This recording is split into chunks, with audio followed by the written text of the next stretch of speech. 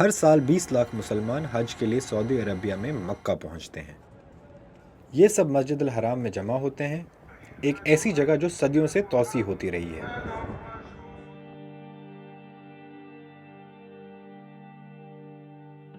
اس کی شروعات کعبے کے گرد ایک صحن سے ہوئی تھی۔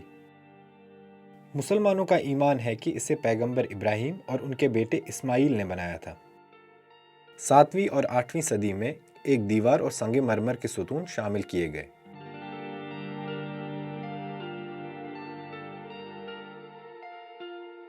His Majesty Abdul Aziz Ibn Saud, King of Saudi Arabia.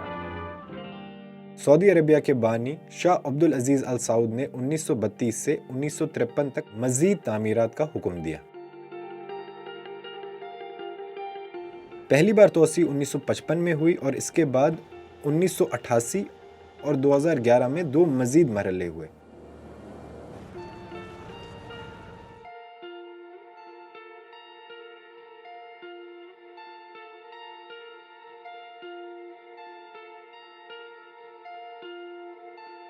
اب یہ 15 لاکھ مربع میٹر کے وسیع رقبے پر پھیلی ہوئی ہے۔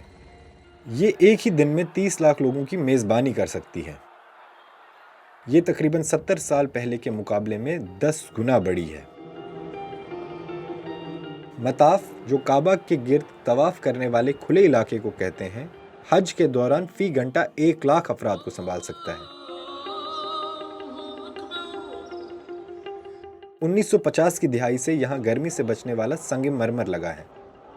ایسکیلیٹرز اور ٹھنڈک کا نظام 1980 کی دہائی کے آخر میں نصب کیا گیا۔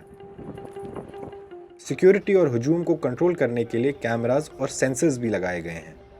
مسجد الحرام رمضان اور حج کے دوران سب سے زیادہ مصروف ہوتی ہے، لیکن یہ روزانہ نمازوں کے لیے کھلی رہتی ہے۔